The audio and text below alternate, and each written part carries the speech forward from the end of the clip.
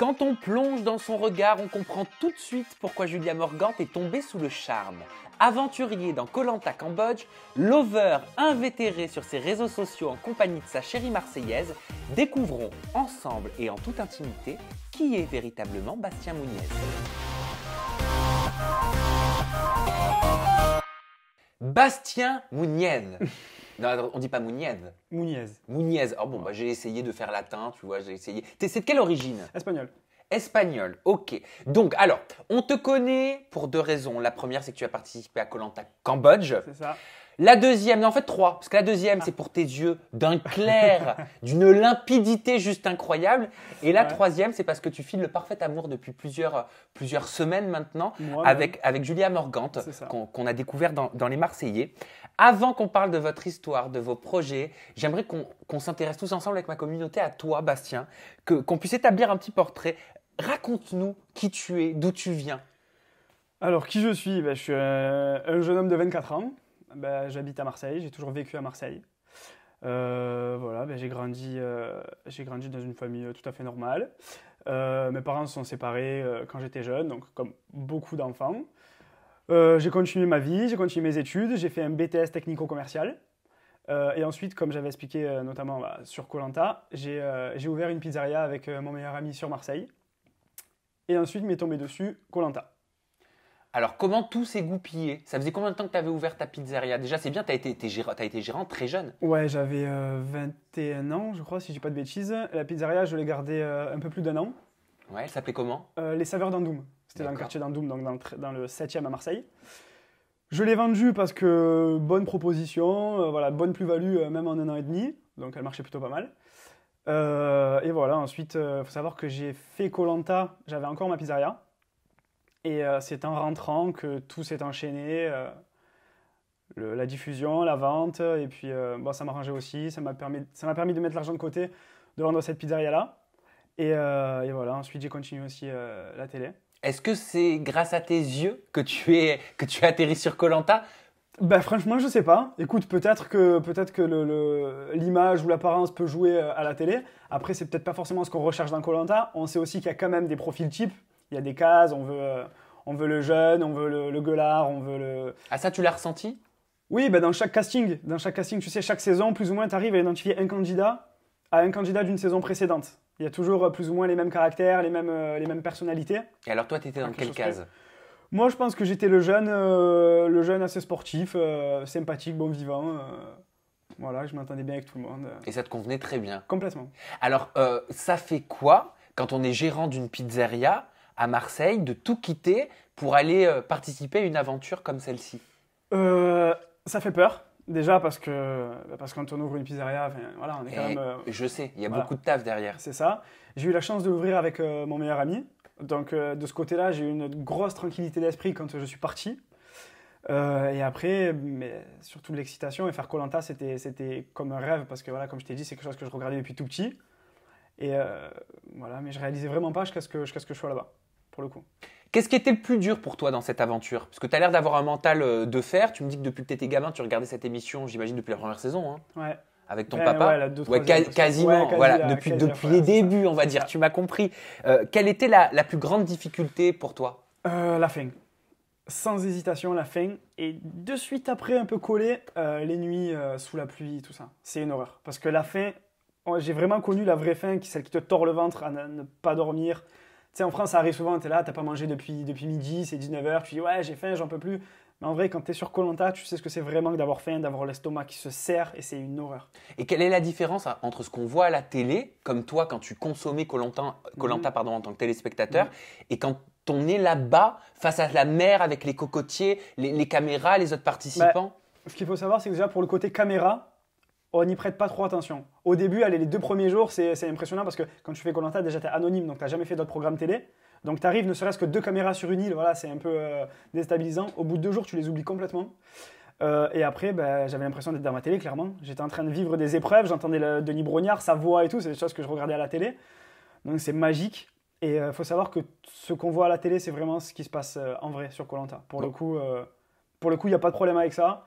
Et Voilà, c'est une dinguerie. On en parlera dans un instant parce que tu as tourné dans la Villa des Cœurs Brisés saison 4. En C'est participant à cette télé-réalité de TFX, est-ce que tu avais conscience, Bastien, que tu ne ferais plus jamais koh Plus de All-Star, plus rien du tout, plus aucun dérivé de ce programme? Ouais, complètement. J'étais complètement conscient. J'en avais déjà parlé avec des personnes de la prod donc, de koh Lanta. Ce qu'il y a, c'est que juste après ma saison, il y a eu un All-Star. Moi, sur mon koh Lanta, je suis sorti sur blessure. J'ai essayé de me renseigner parce que j'avais clairement envie de refaire un koh Lanta. Et aujourd'hui, je ne peux plus, comme tu as dit, je suis boycotté, mais j'en rêve encore. Enfin, c'est-à-dire qu'on me rappelle, je repars. Mais donc je savais, je n'avais parlé avec la prod. Je savais que je m'étais blessé donc, sur mon koh Lanta. Le tournage d'après le All-Star, c'était vraiment trop proche par rapport à ma blessure. Quand bien même, je ne sais pas si j'allais les intéresser au casting. Et après, voilà, c'est beau de refaire un koh Lanta, mais tu sais, des All-Stars, il y en a un tous les 4 ans, voire des fois tous les 5 ans. Et vaut mieux un tien que deux, tu l'auras, tu vois. Donc koh Lanta, c'est le summum, mais personne ne me garantit de refaire un autre koh Lanta. Et rêver de faire un koh Lanta en sachant que ça n'arrivera peut-être à jamais, c'est pas dans ma philosophie de vie, en fait. Et est-ce que tu le comprends, ce que la presse appelle un boycott, mais qui n'en est pas vraiment un? Parce qu'en fait, vous êtes prévenus. Hein. Ouais, donc on est prévenu. Je ne suis pas d'accord forcément avec ce système et ces choix-là. Après, on est prévenu, donc je n'en veux pas à la prod. Pourquoi tu n'es pas d'accord? Oui, parce qu'ils ont été transparents. Voilà, complètement. Donc c'est mon choix, je respecte. Mais pourquoi? Parce que pour moi, quand tu fais koh Lanta pour la première fois, tu es anonyme. Très bien. Le programme est nature peinture, tout est... Voilà. Quand tu fais un All-Star, toutes les personnes ont déjà été connues au moins une fois. On a tous déjà fait au moins un koh Lanta. À partir de ce moment-là, je ne vois pas ce qui dérangerait qu'une personne ait déjà fait un autre programme, en sachant qu'on le veuille ou non, koh Lanta, ça reste une télé-réalité. Ah, pour toi, c'est de la télé-réalité? C'est un jeu d'aventure, mais ça reste une télé-réalité. On vit en communauté, on est filmé, nos émotions sont retranscrites. Ça s'appelle une télé-réalité, clairement, à proprement dit. Et donc voilà, après, pour moi, et au plus les années passent et au plus ça l'est et ça le devient, je pense. Déjà dans ma saison, ça commençait à l'être. Il y a eu une troisième équipe, les Bleus, beaucoup de clash. Et je pense que voilà, le koh Lanta d'aujourd'hui, c'est pas le koh Lanta d'il y a 10 ans, et je suis le premier à le dire. Avant, c'était vraiment plus l'aventure qui primait, les épreuves, la difficulté. Là, il y a beaucoup de clash, beaucoup d'histoires, beaucoup de...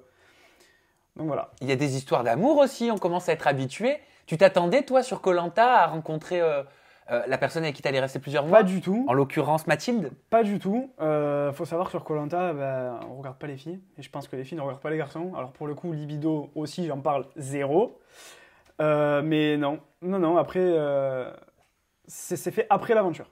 Oui, mais il n'y avait pas quand même en filigrane un petit rapprochement? Même pas, parce que jusqu'à ma sortie, on n'a pas du tout partagé de moments sur l'aventure. On n'a pas été dans la même équipe. Les seuls moments où on était ensemble, c'était sur des épreuves. Et sur les épreuves, on ne se parle pas, on ne se calcule pas. Voilà. Donc vraiment, rien pour le coup. Alors qu'est-ce qui vous a rapproché avec Mathilde après le tournage de koh Lanta? Tout simplement, à la sortie de koh Lanta, tout le monde reprend contact, on s'échange les numéros, on se voit sur Paris, sur Marseille, ceux qui sont dans le sud, etc. On s'est vus. Et voilà, feeling, et on s'est vu une fois, on s'est vu 2 fois, et de fil en aiguille, il s'est passé ce qui s'est passé. Alors au moment de la rupture, et je vais te poser les questions, je vais te faire réagir aux déclarations de Mathilde que vous aviez tous les deux postées sur les réseaux sociaux. Il y a celle de Mathilde d'un côté, les tiennes de l'autre. Quand on prend les deux et qu'on les regarde, elles sont différentes. Ça n'a rien à voir. Où est le vrai? Où est le faux? Y a-t-il du vrai? Y a-t-il du faux? Tu vas pouvoir nous répondre. Mathilde a déclaré 8 mois de relation passionnelle et intense. Notre couple n'a tout simplement pas résisté à la tentation de la télé-réalité. Un dilemme s'est posé et un choix a été fait. Sous-entendu, moi je le comprends comme ça, j'avais pas les mêmes aspirations que Bastien. Lui veut faire de la télé-réalité, moi j'avais juste envie de vivre notre relation. D'accord. Moi je le vois comme ça. Ouais. Alors je vais t'expliquer clairement pourquoi cette impression-là, ou pourquoi elle a fait semblant d'avoir cette impression-là. Je t'explique. Quand on était ensemble, on m'a proposé plusieurs programmes. Elle n'a pas eu de proposition. Lesquels? Notamment Les Anges, Les Vacances des Anges, j'ai été contacté aussi pour Friends Trip, voilà. Pendant cette période-là, j'étais en couple, très bien, j'avais repris ma vie normale, et j'ai refusé tous les programmes. Pourquoi? Parce que j'avais pas envie. Pour moi, la télé-réalité, d'accord, c'est un plus quand tu es célibataire, que ce soit financier, que ce soit... Voilà. Mais je vivais quand même très bien, j'avais repris ma vie, j'ai fait mes études j'étais en couple, donc j'avais pas besoin de ça et j'avais pas envie de ça. D'accord. Ensuite, des choses de couple, des divergences, etc. ont fait que on s'est séparés. Pas pour la télé, parce que justement, on avait parlé à la fin, on m'a proposé Friends Trip. J'en avais parlé avec elle clairement, qui est quand même un programme un peu plus soft que certaines téléréalités, on est d'accord. Donc moi, Friends Trip, je lui en ai parlé, elle m'avait dit, écoute, ouais, pourquoi pas. Au bout de plusieurs discussions, je veux bien te laisser y aller, je prends un peu sur moi, mais bon, ça reste Friends Trip et tout, nani nana. Donc à partir de là, ok. Des histoires entre nous, des chamailleries, des disputes, des mésententes ont fait que on se sépare. Et après cette séparation-là, on m'a proposé d'autres télés. Et j'ai été en contact avec des prods, notamment Aprod, qui a fait La Villa du cœur brisé. Et quand j'ai été en contact avec ces prods-là, j'ai été transparent, je lui ai dit, mais on n'était déjà plus ensemble, c'était juste pour la prévenir. Et du coup, elle a juste fait le rapprochement, ben d'accord, en gros, tu m'as quitté pour faire de la télé. Si tu analyses le problème, non, quand on était ensemble, j'ai refusé des programmes. Ben oui, étant célibataire, selon ce qu'on me propose, j'étudie différemment la chose. Bah oui, parce que Mathilde parlait de dilemme, parlait de choix. Donc peut-être qu'elle l'a vécu de cette façon-là. Bah peut-être, mais j'ai été très clair sur le sujet, j'étais déjà revenu dessus et non, c'est pas du tout la chose. Parce que toi, Bastien, tu as répondu, tu as dit nous n'avons pas la même vision de l'avenir, je vous demande de respecter cette décision et surtout ne ramenez pas tout à la télé-réalité. Complètement. En quoi votre vision de l'avenir était différente? Alors, je dis pas qu'il y en a une meilleure que l'autre, déjà, tu sais, aucun jugement, mais par contre, tu vois, Mathilde était très cartésienne, très son petit boulot, sa petite vie, pas forcément besoin de plus, ni envie de plus. Moi, je suis un petit peu plus envie de grandes choses. Si je peux travailler dans quelque chose qui me fera gagner beaucoup d'argent pour vivre bien, pour me faire plaisir, pour faire beaucoup plus de folie, entre guillemets, dans ma vie et beaucoup plus terre à terre dans la sienne. Et ça, on s'en est rendu compte quand on a commencé parce elle est descendue sur Marseille, donc elle a pris un appartement, donc je vivais avec elle, tout ça. Et forcément, quand tu vis avec une personne, tu te rends plus compte de certaines choses. Donc après, voilà, il n'y a pas une vie meilleure que l'autre, ni un choix meilleur que l'autre, je pense, mais les deux choix de vie étaient différents. Incompatibilité de caractère, en fait, raison de la rupture. Ouais, voilà, clairement, je pense. Ok. T'as appris de tes erreurs ou pas? Enfin, s'il y en avait dans ce couple? Mes erreurs après, non, là, il n'y a pas d'erreur. On s'est découvert au fur et à mesure. Voilà. Les choses a fait que tout est allé vite parce que comme elle est descendue à Marseille, on a habité ensemble pour pas qu'elle soit seule, etc. Donc tout allait très vite. Mais d'erreur, il n'y a pas d'erreur. On s'est découvert avec le temps qu'il a fallu et puis on s'est quitté parce qu'il fallait qu'on se quitte. Quels sont vos rapports aujourd'hui? Vous êtes encore en contact? Aucun. Non, depuis la séparation, on n'a eu aucun rapport, que ce soit message, physique, rien du tout. Ça te manque pas? Non, je sais faire la part des choses, je sais faire...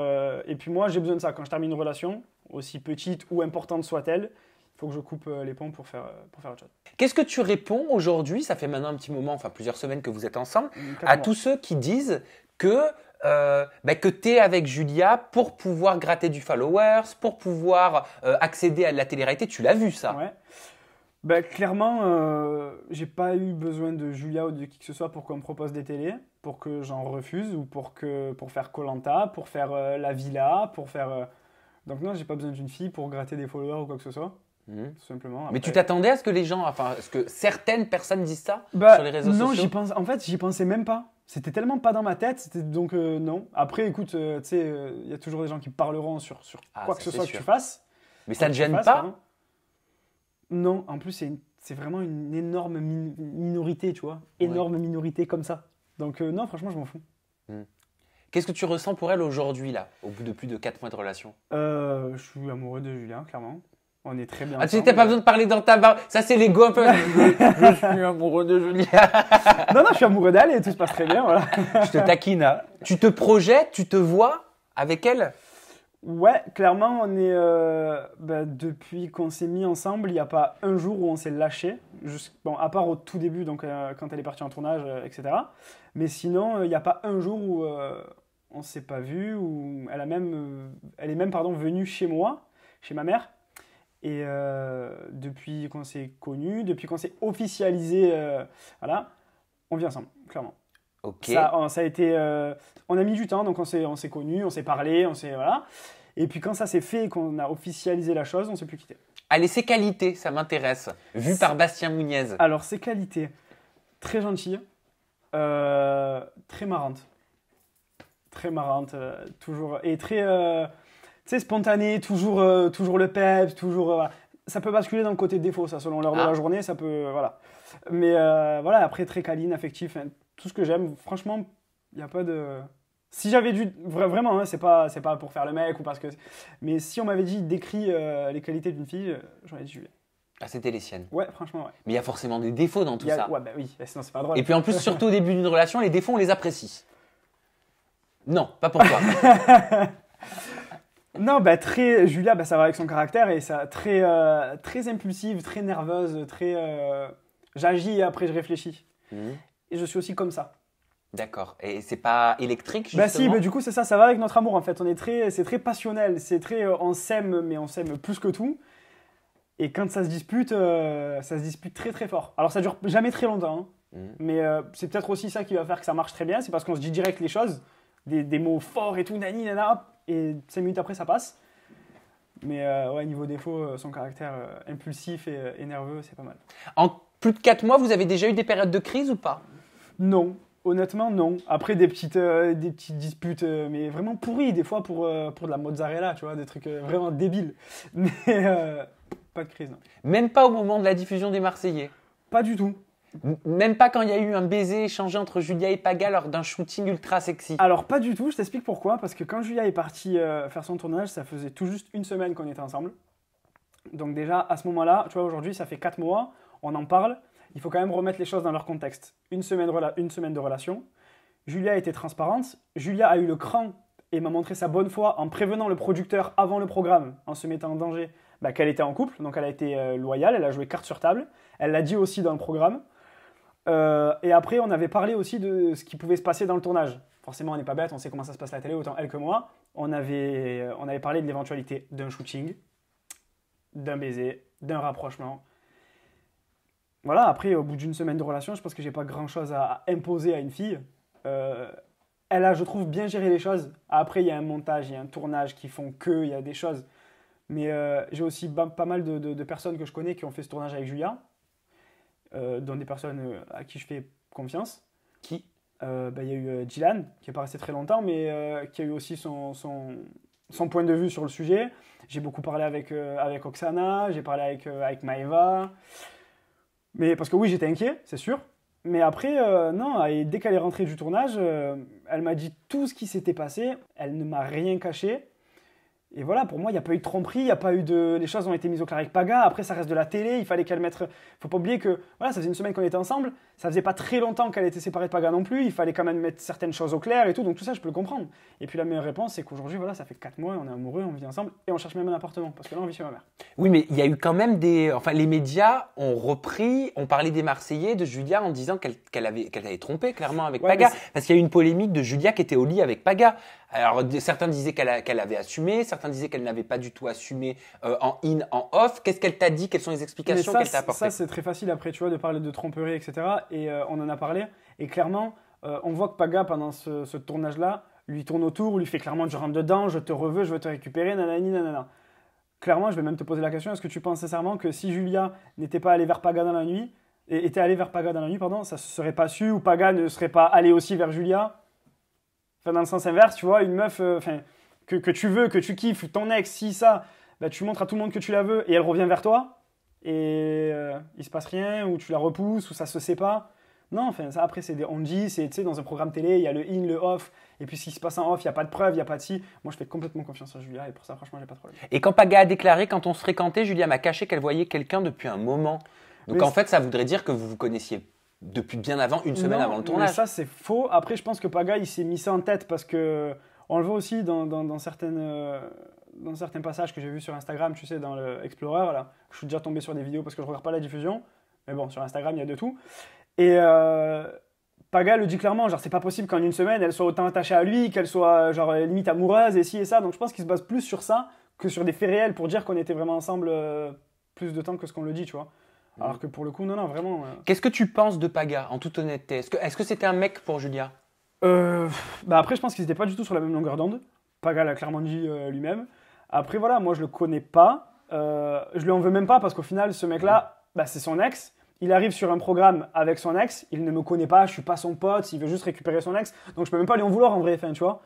Donc, non, après, voilà, il était peut-être pas prêt. Julia, pour son âge, je la trouve très mature et très prête à entreprendre une vie, voilà. Voilà, après, c'était leur truc. Est-ce que tu trouves que tu lui ressembles à Paga? Parce que dans une interview, il a dit qu'elle avait choisi à peu près pas son sosie, mais quelqu'un qui lui ressemblait énormément, peut-être parce que ça lui permettait de faire une transfusion. Enfin, vous m'avez compris. J'ai pas utilisé de bons mots, mais vous m'avez compris. Je trouve pas. Après, on peut y avoir des similitudes. Allez, on a les yeux clairs, on n'est pas très grands tous les deux, enfin, tu vois. Mais en vrai, est-ce qu'elle t'a dupliqué? Est-ce qu'elle l'a dupliqué, quoi? Non. Non, clairement pas. Et puis j'en parle avec elle parce que du coup, on en a parlé en rigolant et elle m'a dit, mais pas du tout. Genre, vous êtes. Paga, c'est Paga, Bastien, c'est Bastien, ça n'a rien à voir. Et qu'est-ce que tu penses du comportement de Paga dans les Marseillais envers Julia? C'est vrai qu'il a été très critiqué sur les réseaux sociaux. On peut lire Paga parle trop mal à Julia. Dommage, je l'aimais bien, mais il se comporte comme un gamin. Bah, je pense que Paga était plus attaché à Julia que ce qu'il pensait. Il a peut-être pas pris la relation qu'ils avaient au sérieux, ou du moins à la hauteur de ce qu'il aurait dû.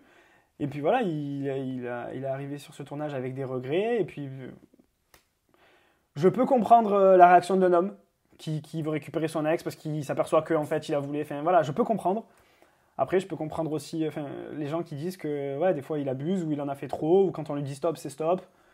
Et ça, par exemple, est-ce que tu as compris? J'ai relevé ce tweet qui dit « Non, mais par contre, Paga, il est grave gênant de parler aussi ouvertement et impudiquement à tout le monde de la vie sexuelle de Julia. Putain, mais derrière ma télé, je suis grave embarrassé pour elle. Le gars parle de l'intimité de la fille normale. Non, mais choqué, wesh. » Ouais, quand il a dit elle a fait goulou-goulou au bout d'une semaine, moi j'ai attendu. Non, mais ça clairement, non, je cautionne pas et je trouve que ça se fait pas.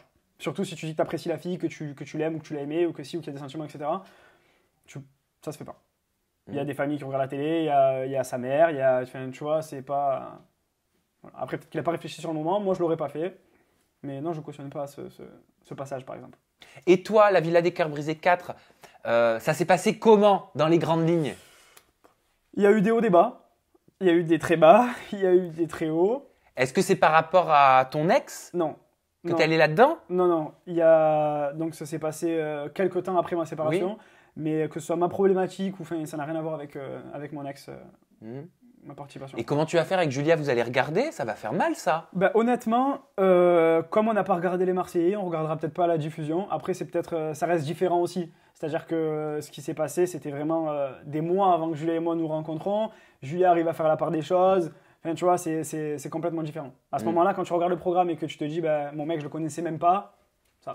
Après, peut-être que vous ne pourrez pas être devant la télé si vous êtes en tournage pour Les Anges 11. Hein. Ou autre chose. Bah si, vous avez passé le casting. On n'a pas passé le casting, on a été dans les locaux. Oui, bon, vous avez rencontré la production. Oui, bah après, j'ai pas attendu ça pour rencontrer la production. Tu sais, j'étais déjà en contact avec eux pour divers programmes, etc.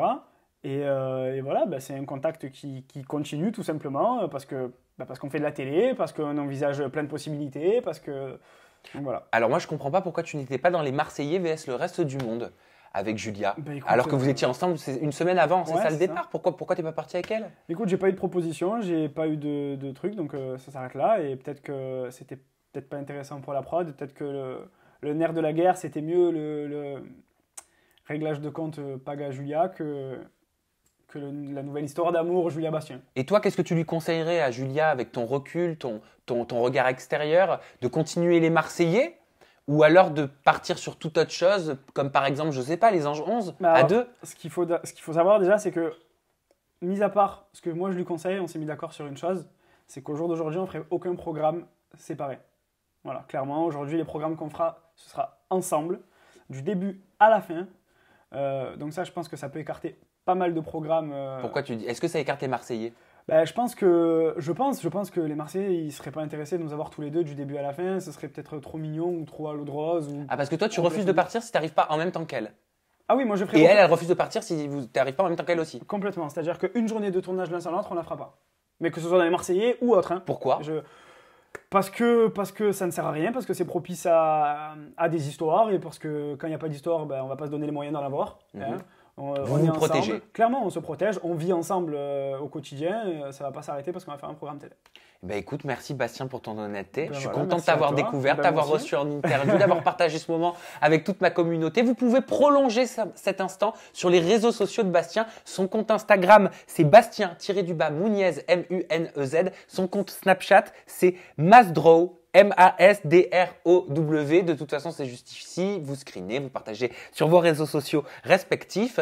Vous avez la barre de commentaires pour déposer votre message, nous dire ce que vous avez pensé de cette interview. D'ailleurs, tiens, on va faire un petit sondage dans les commentaires. Dites-nous si vous préférez voir que Julia continue les Marseillais ou alors la voir peut-être aller dans les Anges 11 ou alors voir Julia et Bastien dans les Marseillais ou Julia et Bastien dans les Anges 11 ou un autre programme. On vous lira, on likera et on commentera tout simplement avec vous. Je vous embrasse très fort. Merci Bastien pour tout. Merci à toi. Et à très bientôt. Bye bye.